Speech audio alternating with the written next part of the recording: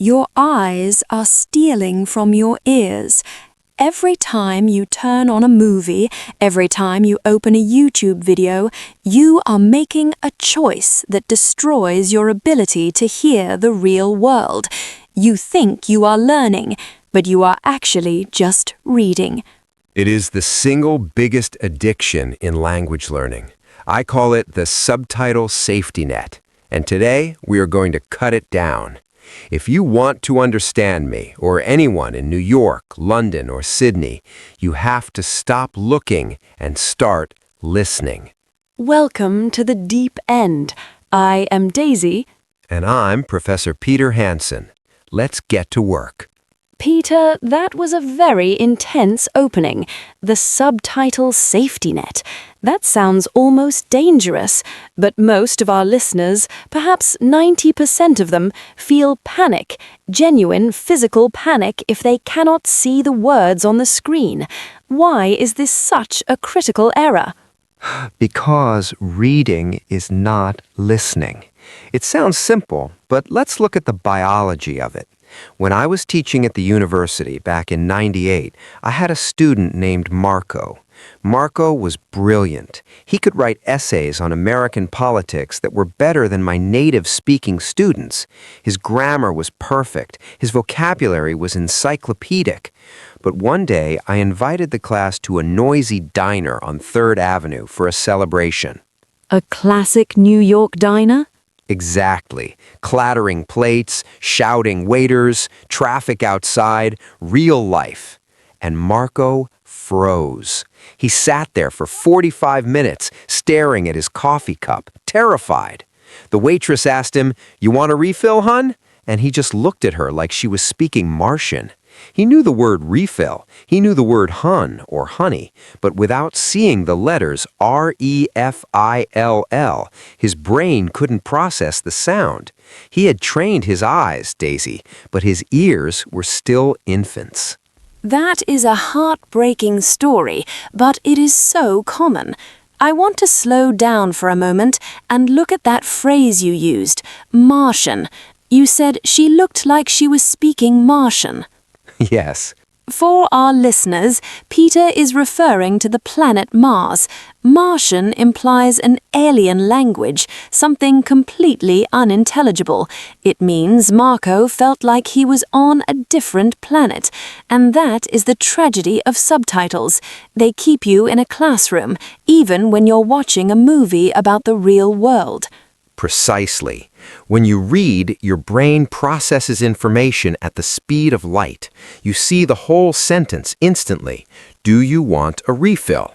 You see the question mark. You see the subject. You see the verb.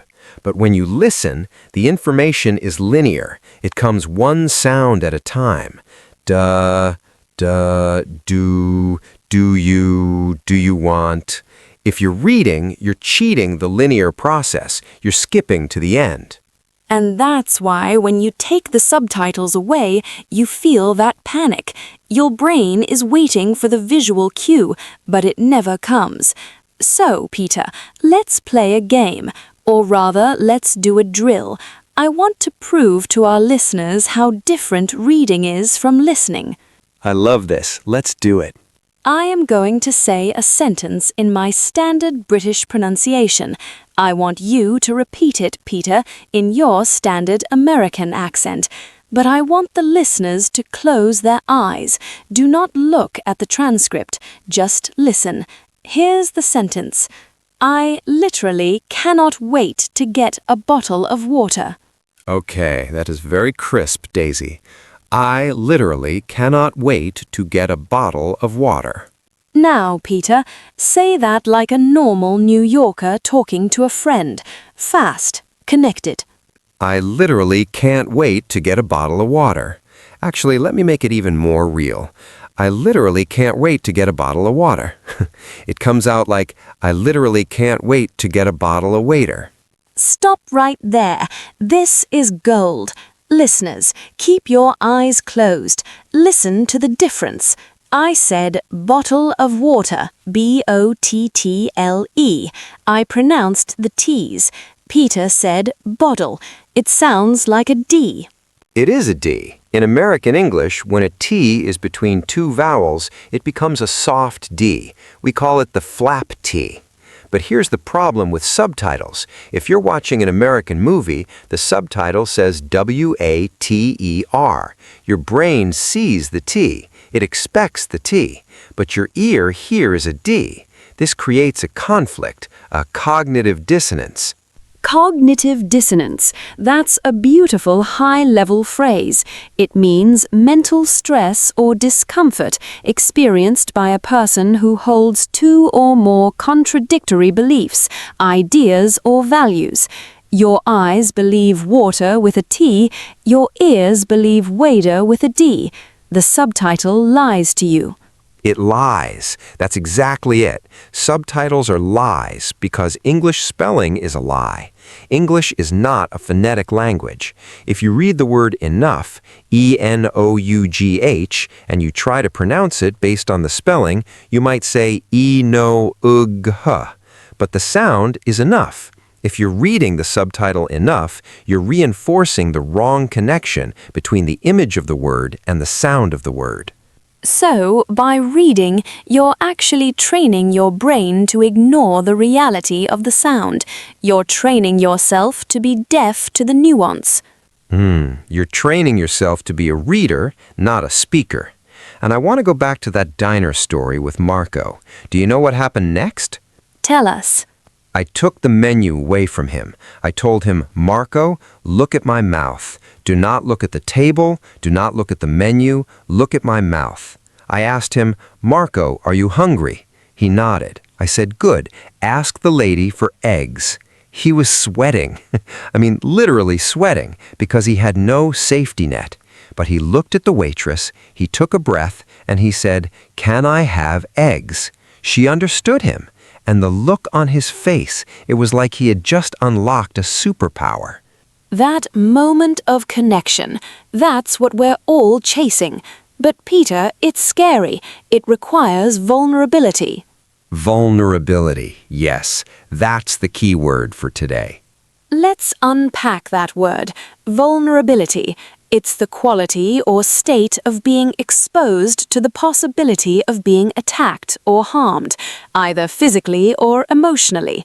In language learning, it means being okay with not understanding. It means being okay with looking stupid. And that's why people turn on the subtitles. They're afraid of the ambiguity. They're afraid of that 5 seconds where they don't know what's happening. But I'm here to tell you, as a professor who has mentored thousands of students over 30 years, you must embrace the ambiguity. You have to learn to be comfortable being uncomfortable. That's a very stoic philosophy, Peter. Comfortable being uncomfortable. Let's turn this into a practical exercise. We're going to do a blind listening drill. I want our listeners to simulate that feeling of vulnerability right now. Excellent. What's the plan? I am going to read a short paragraph. It's a bit complex. I'll read it at a natural speed. I want everyone to listen. Don't pause. Don't rewind. Just let the words wash over you. Then Peter is going to quiz you on the gist, not the details. Okay, I'm ready. Here we go. Listen carefully.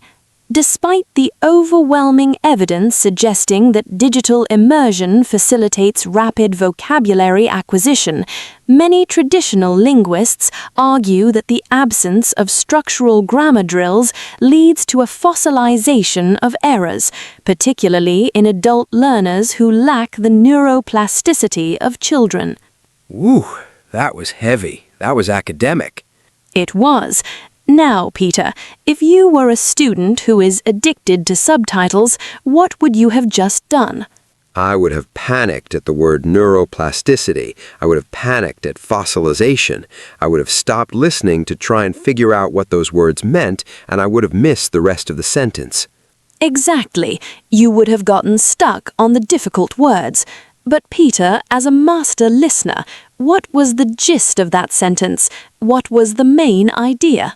The main idea was computers help you learn words fast, but old school teachers think you still need grammar drills or you'll make bad mistakes forever. Perfect.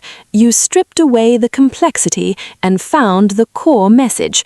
You didn't need to know what neuroplasticity meant to understand the argument.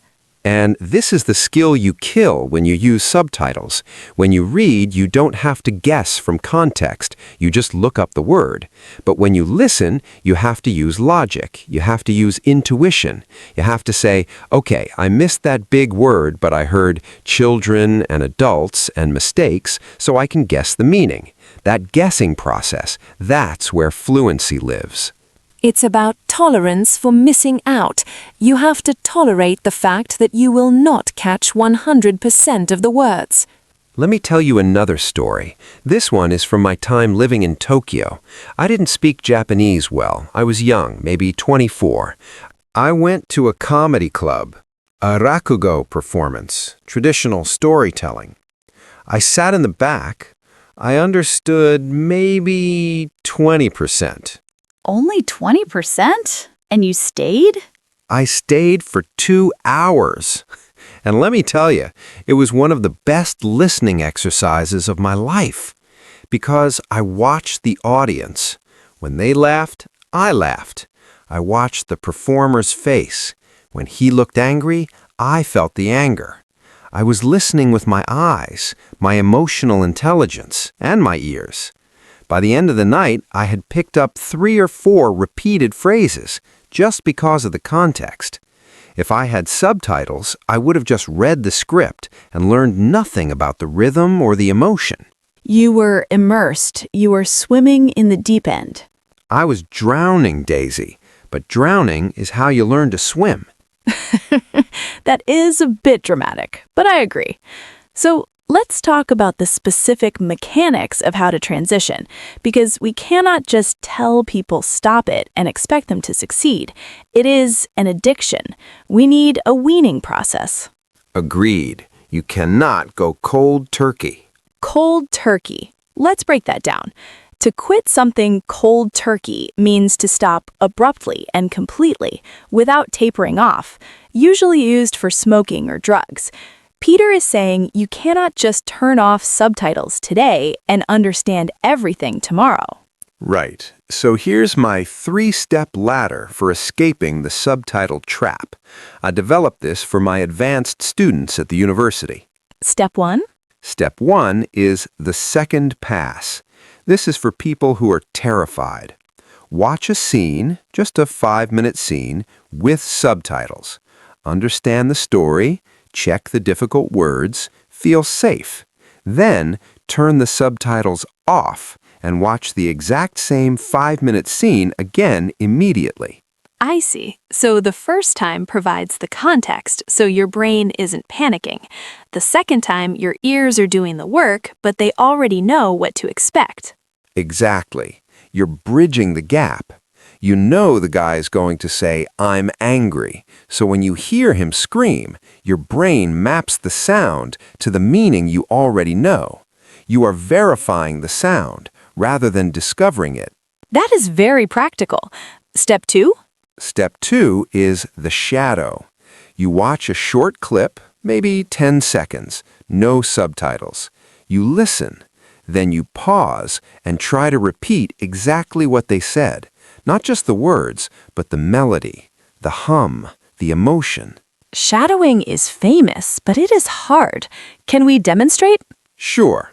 Daisy, give me a very British, very polite refusal.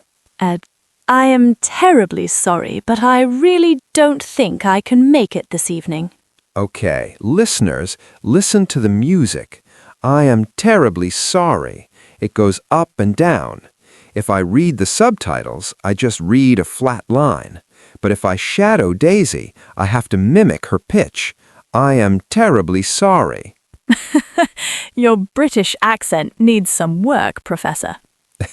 Hey, I'm trying. But the point is, by mimicking the sound, you force your brain to process the audio data, not the visual data. And step 3? Step 3 is the transcription. This is the hardcore mode. This is for the brave. You take a 1-minute audio clip, no video, just audio. You play it and you try to write down every single word you hear. You'll have gaps, you'll have mistakes, that's fine. You play it 10 times, 20 times. You fight for every word. And only then, after you've fought for it, do you check the transcript. Yes, and when you finally see the word you missed, you'll never forget it because you suffered for it. You suffered for it. It sounds like you want our listeners to be in pain, Peter. Meaningful pain, growing pains. Look, Daisy, let's discuss the British versus American aspect of this again, because subtitles mask the regional differences that confuse learners the most. They certainly do. One of the biggest differences that subtitles hide is the glottal stop. Oh, the famous British swallowing of the T. It is not swallowing. It is precision by omission. For example, the word button, B-U-T-T-O-N. In a clear, received pronunciation, or even a Cockney accent, we often replace the T with a stop in the throat, button. Button. Yes. Now, if an American watches a British show with subtitles, they see B-U-T-T-O-N. They expect a T or a D, but they hear a silence, bon. The subtitle tells them there's a consonant there. The ear tells them there's nothing. And the American version, we say button. We kind of hold the N in our nose, button. So you have button and button. Neither of them sounds like the phonetic button. Right. So if you're reading, you're analyzing the word button. You're thinking about shirts, you're thinking about sewing, but you're not learning how to hear it in a crowded pub in London or a subway in New York. You need to close your eyes and ask, what was that noise? Let's do a drill on this. I want to look at 3 words that are drastically different in our accents and how subtitles smooth them over. Word number 1, schedule. Oh, good one. In America, we say schedule. It starts with a K sound, S-K, schedule. And in the UK, we say schedule. It starts with a sh sound, like she. Imagine a student who knows the word schedule from reading. They know S-C-H. They usually learn the American way first. Then they watch The Crown or Downton Abbey. They hear schedule. If the subtitle is on, they don't even notice the difference. They just read schedule and move on. Exactly. They miss the opportunity to tune their ear to the British frequency. They rob themselves of the data. Word number 2, mobile, as in a mobile phone. America, mobile, rhymes with global, mobile. UK, mobile, rhymes with smile, mobile.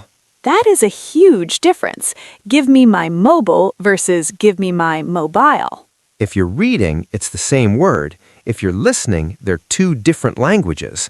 Word number 3, hostile. Hostile. He's being very hostile. Hostile, like tile on the floor. He's being very hostile. We really are 2 countries divided by a common language, aren't we? We are, but that division is where the beauty lies, and you only find it by listening. Peter, I want to pivot back to the psychology. You mentioned earlier that learners are control freaks. Yes. Can you expand on that?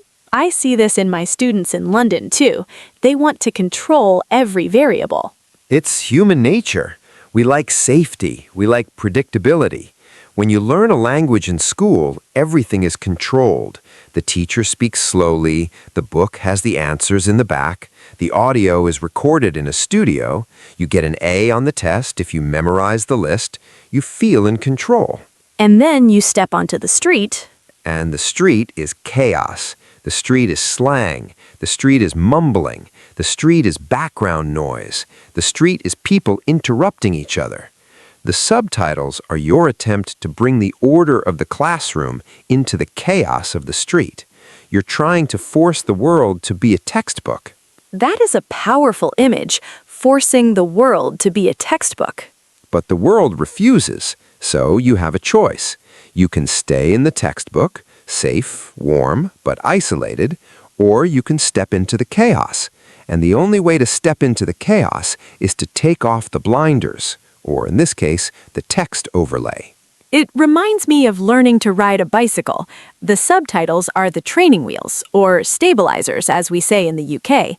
As long as they're on, you'll never fall over, but you'll never really learn to balance. And you'll never go fast. You'll never feel the wind in your hair. The wind in your hair. That's what fluency feels like. It feels like freedom. It does. I remember when I finally cracked French. I struggled with French for years. The nasal sounds, the liaison, it was a nightmare. I watched French cinema with subtitles for 5 years. I could quote movies, but I couldn't buy bread. Then I moved to a small village in Provence for a summer. No TV, no internet, just old men playing boules in the square. What happened? The first 2 weeks, migraines, literal headaches from trying to focus. I felt stupid. I felt isolated. I was the silent American in the corner. But then, week 3, I heard a guy say something about the weather. He didn't say the textbook phrase. He mumbled, but I understood him. Not because I translated it, but because I felt it. I laughed. He looked at me and smiled. That one moment was worth more than 10 years of reading textbooks. Because you connected. Because I connected, and you cannot connect with a subtitle. You can only connect with a person. So let's give our listeners a very specific homework assignment, a listening diet for the next 7 days. I like it, a diet. For the next 7 days, I want you to choose one piece of content, just one, maybe a 5-minute interview on YouTube, maybe a scene from a movie. Make sure it's something you enjoy. Don't pick something boring. Right. Day 1, watch it with subtitles. Understand it. Day 2, watch it without subtitles. 3 times. Day 3, listen to it while walking or washing dishes. No video, just audio. Day 4, shadow the first minute. Day 5, shadow the second minute. Day 6, transcribe the third minute. Day 7, watch it again, no subtitles, and see how it feels. That is intense. But if you do that, I guarantee you, I promise you, on day 7, that video will sound slower. It will sound clearer. It will feel like the speakers are talking directly to you. And that feeling is addictive. Once you feel that clarity, you won't want the subtitles back. They will start to feel like clutter. They will feel like they are blocking the view. Exactly. You will realize they were never a help.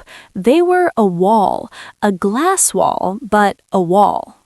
Peter, before we close, I want to do one last drill, a tone drill, because subtitles cannot convey tone. This is crucial. 90% of communication is nonverbal. I am going to say the phrase, "That was great." I will say it in 3 different ways. I want you to identify the emotion and tell me how the subtitle would look. Go for it. Attempt number 1. That was great. Emotion, genuine happiness, excitement.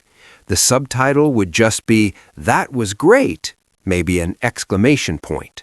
Attempt number 2. That was great. Ooh, that is sarcasm. You hated it. You were lying. But the subtitle? Still just, "That was great." If I'm reading, I might think you liked it. If I'm listening, I know you are being mean. Attempt number 3. That was great? Confusion, uncertainty. You're asking for validation. You're not sure if it was great. Again, the subtitle might have a question mark, but it cannot capture that hesitation in your voice. Listeners, did you hear the difference? The words were identical. The meaning was completely different. If you're reading, you're missing the soul of the conversation. The soul of the language is in the music, not the lyrics. You have to learn to hear the melody. We have covered a lot today. The biology of the brain, the subtitle safety net, the British versus American sounds, and the listening diet. It is a lot, but don't be overwhelmed. Just start. Take the blindfold off for 1 minute today, then 2 minutes tomorrow. Be brave enough to not understand everything. Be brave enough to feel like a fool, because the fool is the precursor to the master. Spoken like a true professor. Thank you, Peter, for this deep dive. Always a pleasure, Daisy. And to our listeners, close your eyes, open your ears, and let the English language in. We will see you, or rather, we will speak to you in the next episode. Keep listening. Goodbye. Bye-bye.